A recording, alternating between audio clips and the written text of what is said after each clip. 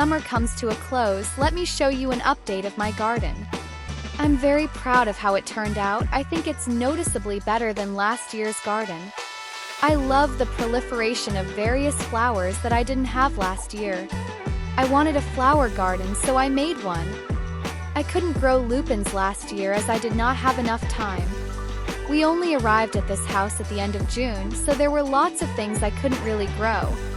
But this year is different. I started these lupins in March. I did not expect them to bloom in their first year because in my experience they usually bloom in their second year. However, if conditions are good, I heard they can bloom in their first year, and they did, to my surprise. I really struggled with these lupins when I tried to germinate them. Lupin seeds don't germinate easily, and of the ones that sprouted successfully, I think only half have survived to now. I tried various methods of germination like scarification, where you clip a part of the seed shell to allow water to enter more easily. People don't like this method because it's finicky, but I have had success. Another recommended method is cold treatment, where you seal the seeds in a plastic bag with water and leave in the fridge for 2 weeks. Lupin seeds like a cold snap, as I guess it mimics their natural conditions of lying out over the winter. Their hard coats are designed to withstand such conditions. Of course, it's not necessary to expose them to cold to germinate them.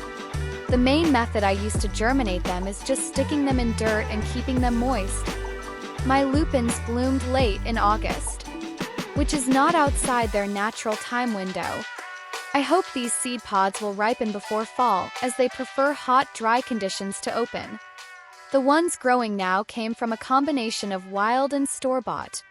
I think I can tell which ones were wild and which ones were store-bought, but if I recall correctly, lupins are not true to seed, which means the color of the flowers may not resemble that of their parent. This is my first attempt at growing sunflowers. Growing up, my dad used to grow pumpkins and sunflowers. This gave me the inspiration to grow them myself.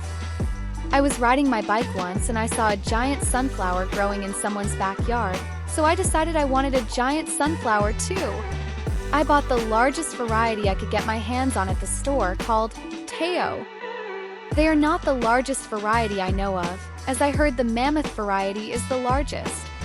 But I didn't want to order seeds online as shipping can be expensive. I think I did well for my first attempt.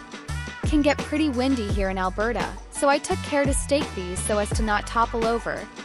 They can be pretty top-heavy while blooming, and one of them may need to be restaked.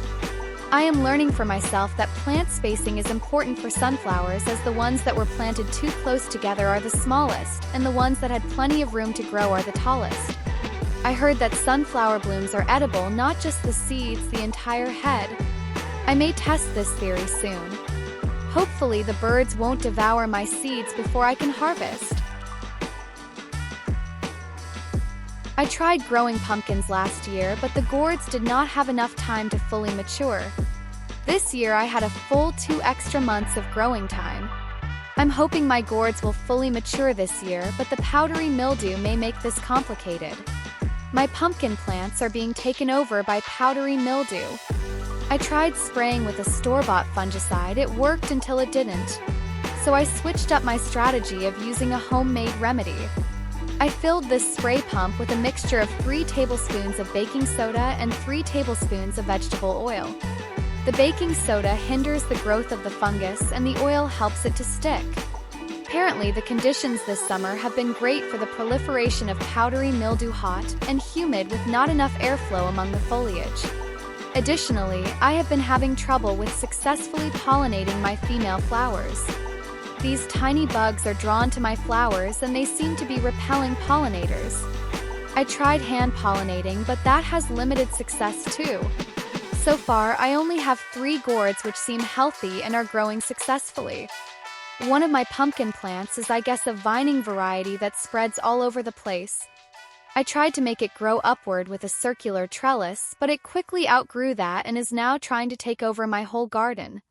Tried to take over my corn, and its tendrils extended to the watermelons and even my parsley.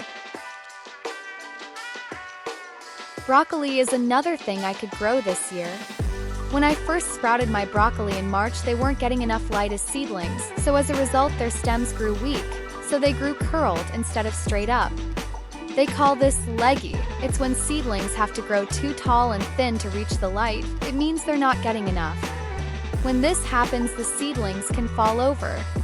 Their stems retained this feature as they matured, so now it's like I have curly fantasy broccoli. My broccoli thrived for the first few months after I transferred them to the garden. I harvested all the florets I could want and put them in my freezer. Cabbage worms have really decimated the leaves recently, so I'm glad I harvested all I wanted already. I think I'll just let them go. I may chop them down soon and compost them. I really upped my carrot growing game this year. I'm growing a wider variety of carrots: red, yellow, purple, white, orange, etc. They're not that big, unfortunately, but I love what I do have. Every now and then I check for the tops to see if they may be ready to harvest. I'm leaving most of them in the ground for now. I will harvest them in the fall, as the cold temperatures make them sweeter. I taste tested some and they're bitter from the heat. I have this one carrot plant that keeps trying to bolt, so I have to snip the budding flowers off. In the spring I buried some old carrots as kitchen scraps. To my surprise, they started growing when I expected them to rot. I let those bolt as I heard the blooms can attract beneficial insects.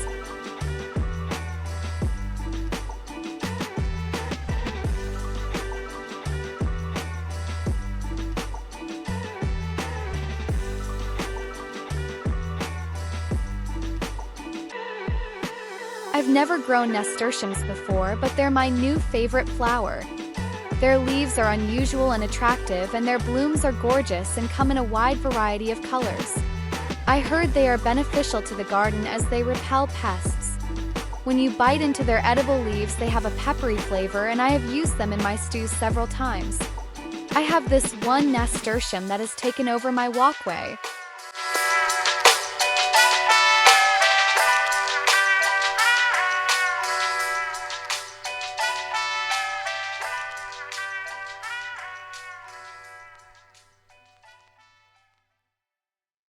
Now enjoy my cooking and weather compilation. These things go hand in hand with gardening. Earlier this month, we had a wicked thunderstorm. Here is some footage of it.